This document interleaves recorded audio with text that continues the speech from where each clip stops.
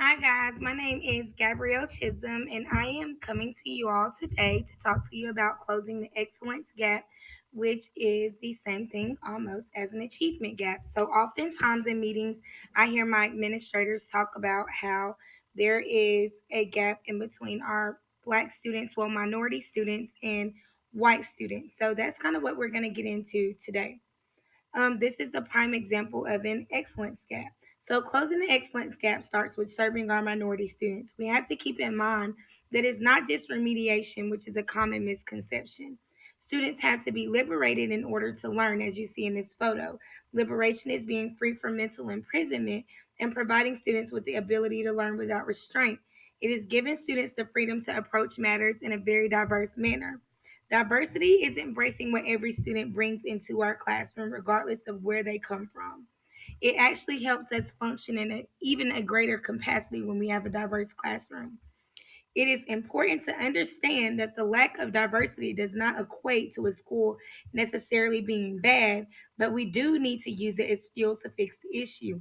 The lack of diversity within a gifted program is a problem that must be addressed and it cannot be ignored. If you see this slide, you see our school enrollment, and then you look at our gifted enrollment, and you can see that there is a huge discrepancy and lack of diversity in our gifted program. So, this is a prime example of why we have achievement gaps. What if my school has an honors math program but no honors ELA, which that is true. Students have smaller math classes but huge ELA classes. If we added ELA, it would provide more time for us to remediate and accelerate. So this is how we liberate learning. If you look at the graph of Mississippi, you will see a similar issue that Black and Hispanic students are under identified in gifted programs. This is an issue that expands just beyond a couple of schools. We close opportunity gaps by being sure that we are implementing rigor, supporting students, differentiating instruction, providing resources, giving students the right teacher, and having accelerated academic programs. We need to fix identification. And if you look, my favorite is Renzelli's three ring conception of giftedness. When I look at this, I feel like they completed and made this in mind of diversity. So, effective gifted programs are programs that engage every student's interest. These programs allow for students to excel in whatever they are interested in. Programs that incorporate culture so serve the whole student, and it helps them to just feel comfortable. And when we look at acceleration versus enrichment, acceleration is the pace they go through the content. Enrichment focuses on the depth of the content, which also liberates them. And enrichment is my personal favorite.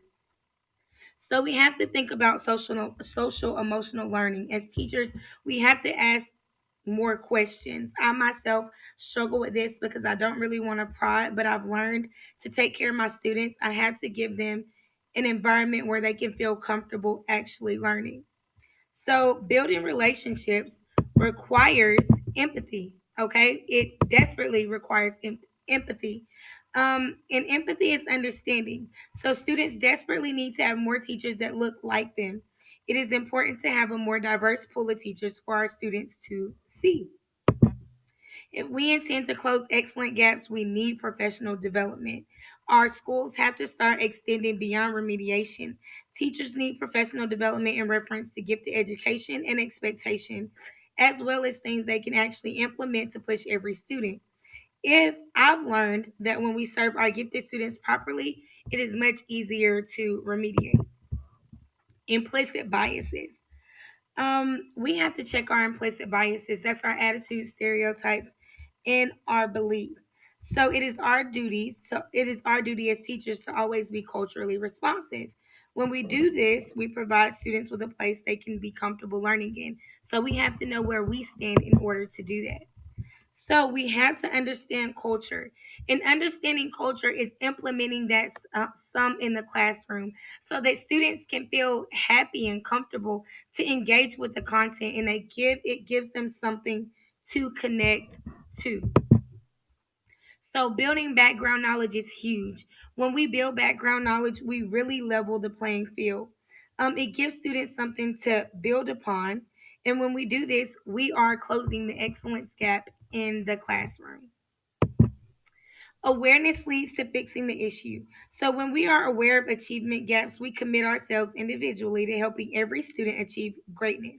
We do that by sharing our knowledge as individuals with our peers and putting it into action. The honest truth is that closing the excellent gaps extend far beyond remediating students, but it is vital that we serve our gifted students as well. When we do that properly, we are creating a space for remediation and acceleration. Guys, these are my resources. I encourage you to go look through some of these things, and I enjoyed sharing with you about things that we can do to close the excellence gap. Thank you.